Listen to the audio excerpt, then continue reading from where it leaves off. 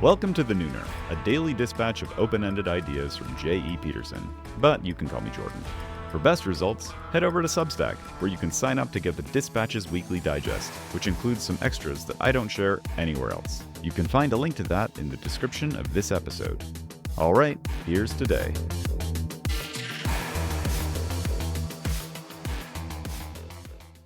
Doing things is not stressful.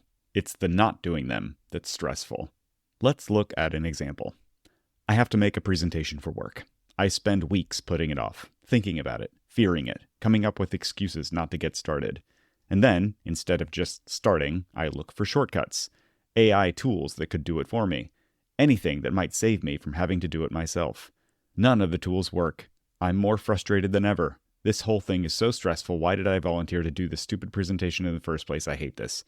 But then, all other options having been depleted, I actually get to work. I start making decisions about what kind of template I'll use.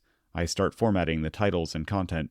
I realize I need to rearrange the content so that this goes here and that goes there. Suddenly, it's been over 2 hours, and I've made a really good start. The workday is over, and I have to wait until tomorrow to keep going, but I don't want to. I'd work for another 3 or 4 hours if I could.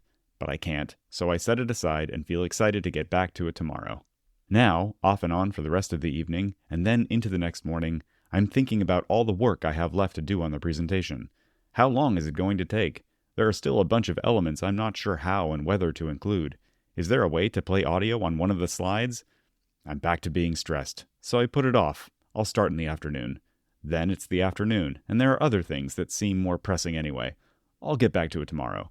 Tomorrow comes, and the stress is worse, thanks to all the time I've had to think about all the problems I don't know how to solve yet.